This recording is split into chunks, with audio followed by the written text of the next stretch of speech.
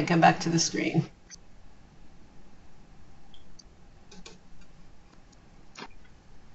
Okay, so it's still swirling. I hope everybody's gotten to the funding grants, but I'm still have a little problems with getting connected with the grant part.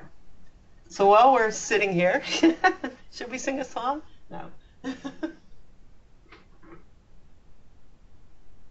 So are you, I'm not singing. Yeah, I know.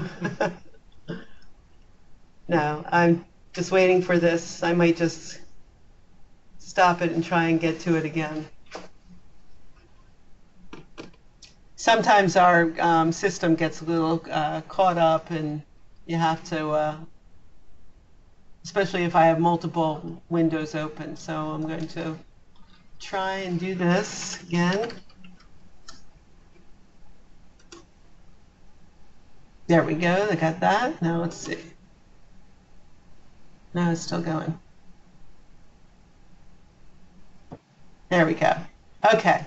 So I'm on the Safe Schools Targeted Grant site. I hope that you are too, for those of you that have gotten on your own. And if you scroll down, you'll see that there's a list of all of the grants, and these are the RFAs of the grants. So it gives you an explanation of what all the grants are and what the grant writers have to go through in order to get the grant. So I'm going to go through these quickly just to give you an idea of what they all look like. They're pretty much in the same format, but as you can see, there are basically four different kinds of grants. There's the equipment grant, which is the first one, and that of course covers school safety equipment. The program grant, which is about evidence-based programs and practices that schools can apply for up to, well, the equipment grant is up for $25,000. They can apply for anything up to $25,000. The program grants are for up to $20,000.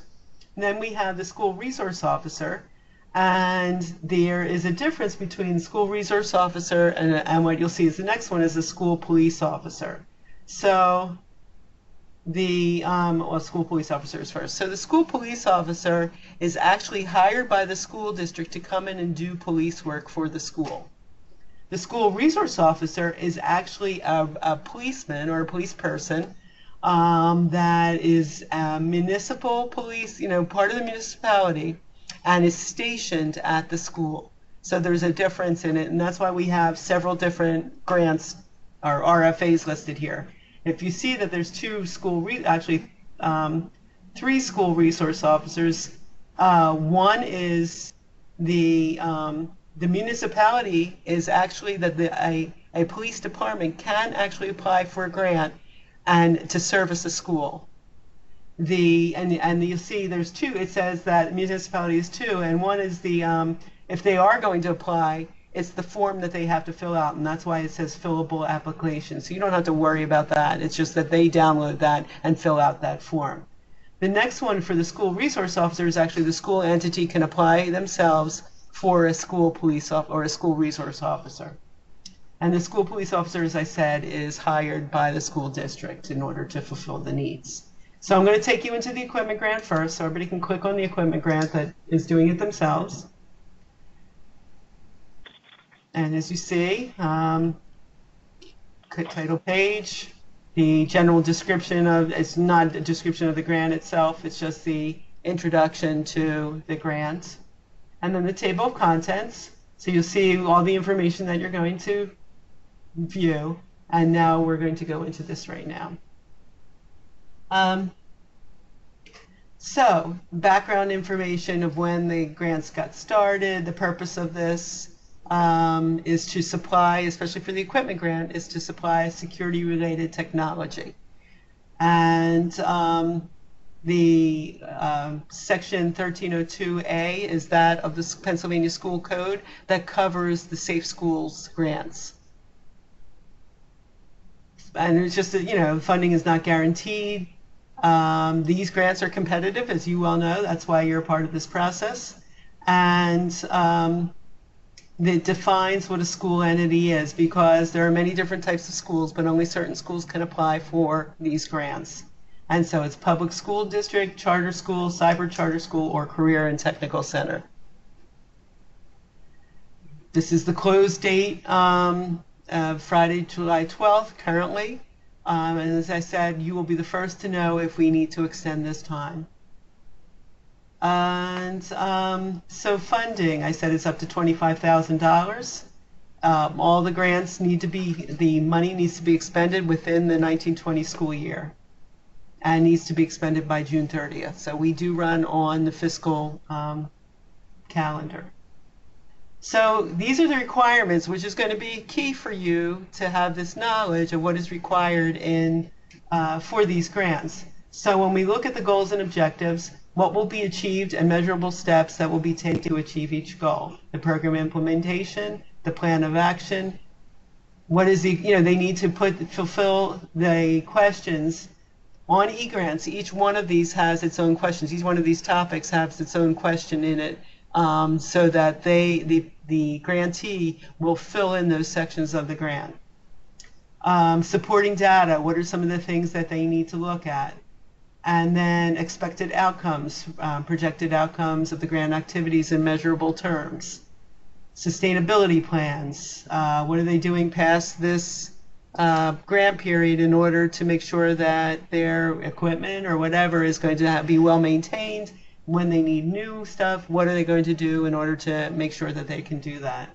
And then a budget also, which is pretty well spelled out and easy for you to go through, but we'll take a look at it so that you can see what is necessary, what you're looking for. And then priority areas met, which we'll get into in a moment when we go through this. But there are certain priority areas that they can meet. It's almost like bonus points on a quiz or a test. So the bulk or the main component of the grant is 100 points, and then there are other or extra points, bonus points for them to meet that can go up to 5 points. They don't get the full 5 points, but and you'll see the breakdown of what each point scale is worth. So allowable equipment. So what is in this grant or in this RFA is based on the original writing of the law in I think 1985 or 1995. Don't remember exactly which digit it is, but and so when you look at it, it says metal detectors, protective lighting. These are the things that are allowable. Surveillance equipment, special emergency communications, and you can see what it has. Since then, technology has changed drastically, and so you may see things that you may feel that should be covered or can be covered, and they may. I mean, as I said, there's not a clear cut. We're not just saying that other things that are not on this list can't be covered, but we do have an unallowable expenses, and this is pretty finite. So if it's not on the unallowable expenses list, but it's not on the allowable expenses, it still is probably allowable. But if you have any question about or concerning whether or not it's an allowable expense, you can call into Russ and talk to him about, that your viewpoint and what your thoughts are. Or you can call into me too. Sorry, don't mean to just put it on Russ. And then the review process, and this is where they get into, it's you're being a part of this process. There's and what some of the scoring is here, and this is what I wanted to go over with you. So here, this is what they say: the goals and objectives that will be achieved, they're measurable and clearly stated. So program implementation plan. The applicant includes the equipment to be purchased, a detailed description, activities or procedures to be implemented. So we really want a full narrative basically in this component. So they're showing what they're buying and what it's going to be used for, as well as conclusive data that supports the need. Now, I know that there have been schools that have expressed the fact that they're in a remote part of Pennsylvania. They don't have the crime statistics or the data that's going to say, hey, we've got a bad bullying situation, and therefore we have, I don't know, one school's in a bad area of the town, or doesn't have the surveillance equipment, and it's right near a woods, which is a true story, and so they feel that they need cameras in the background, but they don't have the statistics to support it. So what kind of story, what are they telling you in this grant that says, yeah, I need it because this is what's occurring? And I have put that out to the schools. It may not be the Pennsylvania Youth Survey, or as you see, the discipline data, or things like that.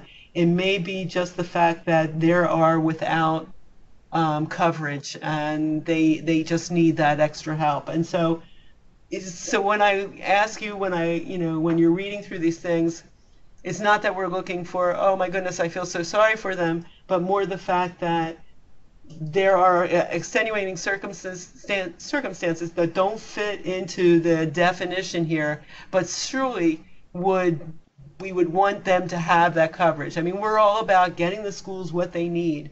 But they do need to give us some information. It can't be just, here's my signed paper, please give me the money. So they have to put something into it. So I just wanted to give you that heads up. You may see some things like that, although we certainly have stressed that they need to at least come up with some surrounding data, whether it's not these things that we've had listed here, but there may be their data about their area or the remoteness, the population, what's going on, that type of thing. So just be open-minded to some of the things that you're going to be reading, and think about it in relation to the rest of the grant that they've proposed. Expected outcomes, really, what are they expecting? And is it, what they put in there, is it related to the rest of the grant? If they're applying for equipment and, how are they showing that the equipment they're going to bring in or use is going to affect the safety of whatever, if it's a camera, the quadrant of the area that they're putting it up in.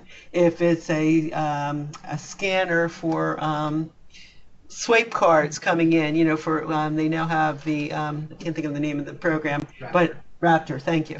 That it's, you go into a school and they take your license and they swipe it to see that, it kind of does a background check and prints out a label, and that can be your sticker for going in, your badge for going in. So those types of things. What is the reason? What's it going to do to help them? So you want to make sure that they're relating it to, it's part of the story of the grant. And sustainability, as I said before, what does that mean? And the budget information.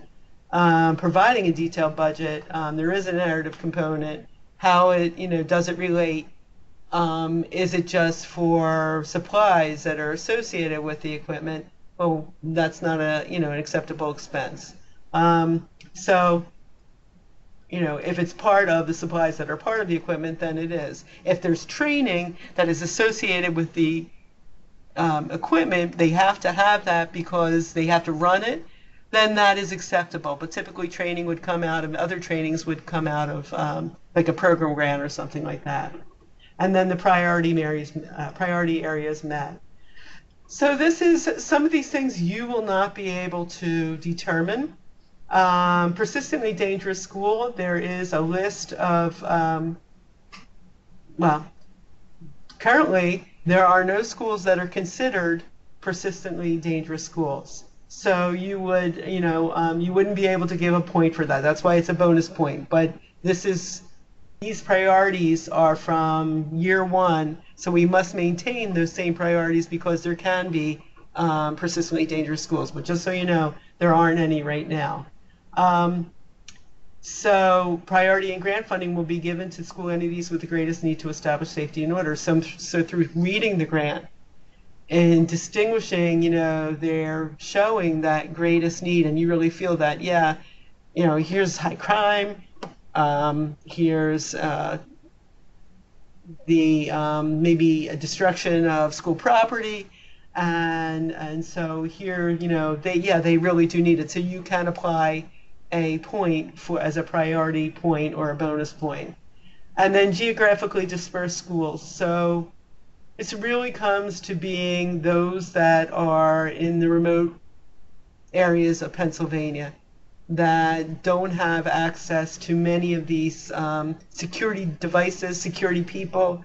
A lot of the schools in Pennsylvania, the rural schools, don't even have police forces to come and help them in a short period of time. They must rely upon state police. So, equipment, how can equipment help to offset some of those crimes or, misdemeanors that can occur, then, that would be a priority point that you would look at them and say, oh yeah, they're in the middle of nowhere and, they would need some help. And then 3 priority points, and I will send you a list, are given to the schools serving high poverty populations. So what I'll do is, it's on our website, not in the Safe Schools component, but elsewhere in PIMS, there is a high poverty population list of schools. So you can see that, and you can have that, and I can actually send that to you, so you'll have that at your disposal. And I'll give you a percentage population, because that's what I've, if we looked at the top 15% of those school districts that are in the high poverty population and they're applying for a grant, then they would get the 3 points priority. So that'll be helpful. And then we would hope to now to award the grants in September of 2019. It might be delayed because of this change in the law. And this is just more about program reporting and evaluation. And this is what they need to do when at the year end, they need to give us information coming back to us about what they've done with the funds. Have they spent them correctly, wisely, different things like that. And then working with Patricia on the fiscal information, getting that stuff to her. And actually everything goes into e-grants. And so it will be, automatically so that Russ and Patricia can look at it through e-grants to see that they were fiscally responsible. But they also have some questions that they have to complete. And then for assistance. So that is, in a nutshell, the equipment grant. Are there any questions on that as yet?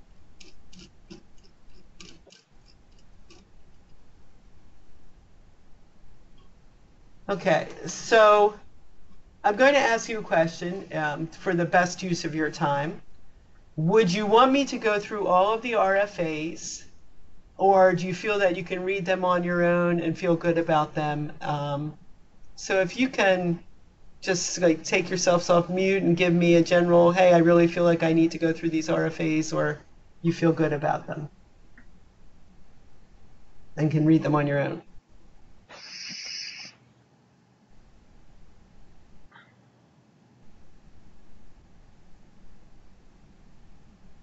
Can you unmute them all? Do you have the ability To what? to unmute them? Yeah. I guess you're okay with moving forward. Okay.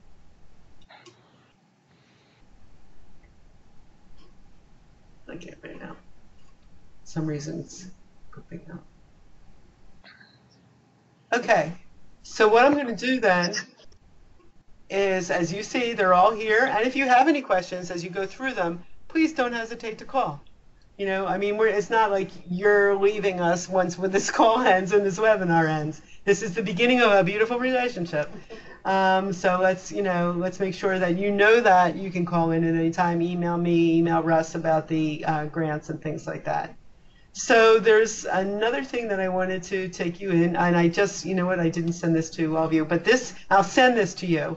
But this really shows you, and I know Anne and I forget who else did not have access to viewing this, but I'm going to send this to you directly, is the review criteria for Safe Schools Target Equipment Grant. So it really breaks down the goals and objectives for the first section. What is a marginal, hey, they really didn't do the job, so they'll get 0 to 3 points. Adequate job, and they get 4 to 6 points, and then there's a brief definition of what that would mean. Superior job, they get 7 to 10 points, and it breaks down each of the sections as to what the expectation is and how many points are associated with that expectation. So it really makes it pretty easy for you when you go through the scoring process to make this happen. And most of that's on e-grants, so they'll see that. And it will be in e-grants too. That's right. I forgot. Thank you for reminding me. Russ just let me know that as you go through the grant and you're reading it, that scoring criteria will be on e-grants. So I don't even need to send. Well, I'll send it to you just so you have it. But you'll see it as you go through it. So right now, if there's no other questions, I'm going to turn it over to Russ, who's going to take you through the e-grant process. So that's the other PowerPoint that I sent to you. So I'm going to bring that up right now. It's called ! Demo. Okay. And Here you go, Russ. Can you all hear me? You're gonna have to switch. Oh.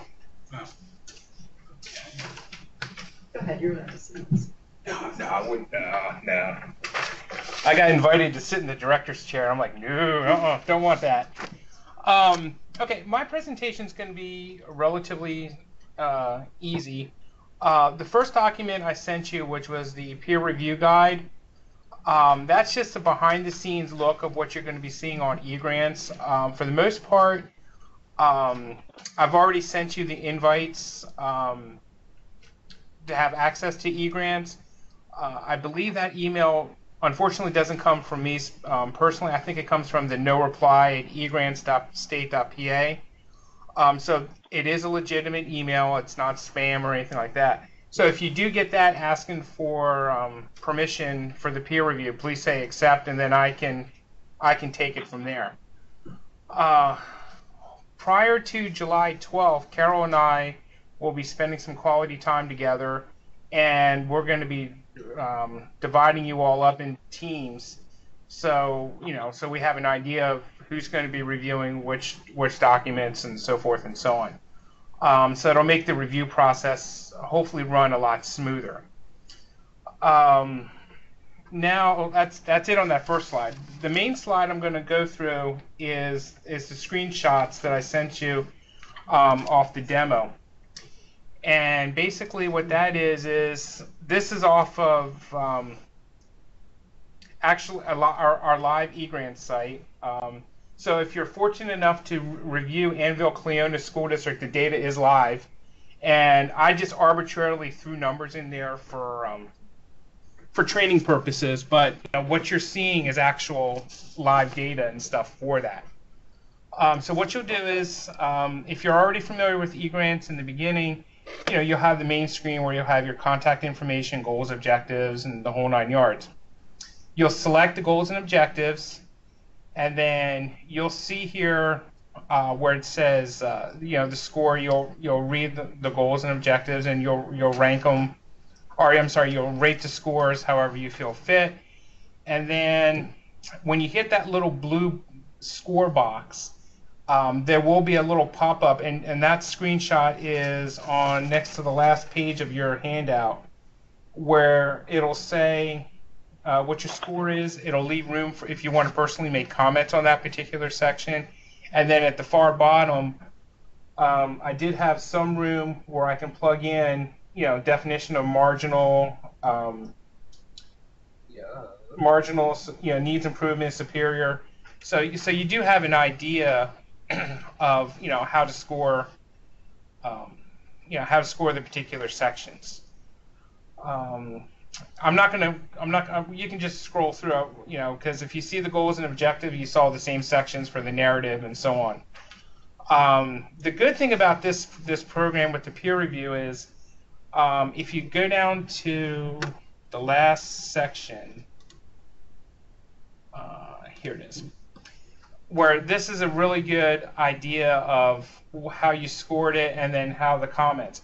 Number one, you as a reviewer, you will be able to see this, but also Carol and myself will also be able to see not only what I scored on this one as a test, but also what you all scored it as well. So we'll be able to see, what your total scores were, and if we need, if we need to get a third reviewer involved, then we can do it that way.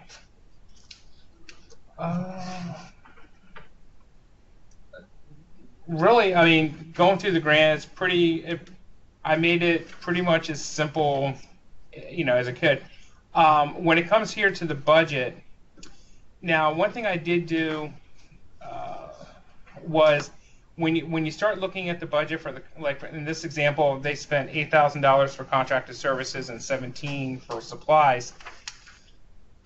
You still have the ability to see what the contracted services and what the supply sections are, but this will be the main section where you'll actually score the whole entire budget. So you'll still be able to see how they broke down $8,000 or $17,000 and so on.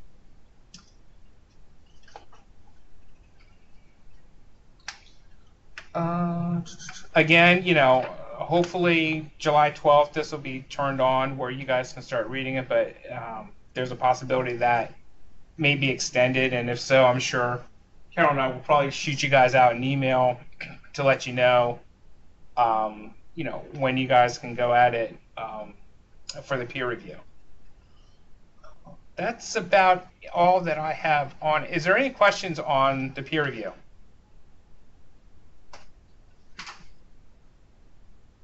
I know some of you from my federal programs days, so you guys kind of know how I deal with it with the e-grants. All right. Okay. Oh, they all get 100 from. Yeah, really. So that concludes our program. No, this is it for today. As I said, we'll continue sending you information, let you know when things are gearing up. You have my contact information via email and via phone, so please don't hesitate to call out or reach out in any way. Yeah, and let us know if you have any questions in any way. And I will send you those 2 rubrics so you get a better idea, or the rubrics for the breakdown of the scoring. But as Russ said, it is on the grants. So any last questions or anything like that?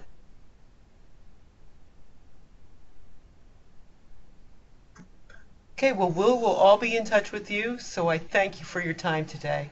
And again, please reach out in any way you can, in any way you want to, okay? Well, thank you all. How many? Oh, I'm sorry, go ahead. How many grants would you anticipate us reading in a day? Well, I thought about that because everybody has their own speed of, and interpretation and all of that. It typically takes me, and don't go by me because I've read now thousands of grants, so so that it's different, and you may have too. So I'm not, and that's the thing. I have no idea. It could be anywhere from 10 to, it could be from a half an hour to an hour for a grant. Normally, that's what I could see. What are your thoughts on that? What do you typically do? I've not read a grant or done this way before, so it's new to me. Okay. Right. So some people take a little longer, and I think by the time you get used to it also, it's a different process. Anyone have any previous experience with this online reading that they could... If I could add something to that. What I would probably recommend is probably depending on how you look at it, the SROs and the SPOs, those 2 applications are a little more on the difficult side to read because it leaves it more for interpretation. But the equipment and the program grants, on average, they should probably take you maybe about 10 minutes, 10 to 15 minutes to read, to kind of go through the whole entire application. The SROs and the SPOs are going to probably take a little bit longer. Just kind of as an average guide. Yeah, so again, I don't like to put that on anyone because I know that we all have our own speeds in which we go. So anybody else have any input of things that they've done, or what their norm is for the day? With that being said, what's the expectation of how many grants you want us to complete in a day, and how many days will we have to do this? Okay, so we're looking at a time frame. It depends on when we actually close out the grant. I would love for it to be done in 2 weeks, especially if we only have like the 3. If you're reading if we have about 50 grants per person, that could be done maybe in 5 or 6 days. If you read 10 to 12 grants a day. Okay. So, and that would be the best case scenario. If we have a great influx because of the change in law, for the potential of the change in law, then I would make like 3 weeks and having everyone, still do the 10 to 12 grants per day, but depending on how many days, I don't know. It depends on how many grants. I'm just basing it on the 313 grants based on the number of people we have reviewing. So. Okay. Yeah, this help. I'm not trying to be wishy-washy. I'm just trying to know the full answer. That's it. Are we Okay. are we Go ahead. discussing this with our partner at all, or do we not discuss anything with our partner? Not typically. It's you to make your individual decision on what your thoughts are with it. If anything, you can call into Russ and me if you have any, like thoughts or questions too that you just don't understand, or there's any issue or something like that you just need to talk out. Just talk it out with us. Okay, thank you. Sure. Anything else? Oh, good. Okay. Again, we're around and we're here for you, and we thank you so much for being a part of this with us, because it's not an easy task and we realize that. Okay. All right. Thank you. Thank you Okay, all. thanks. Take care. Bye-bye. Bye-bye.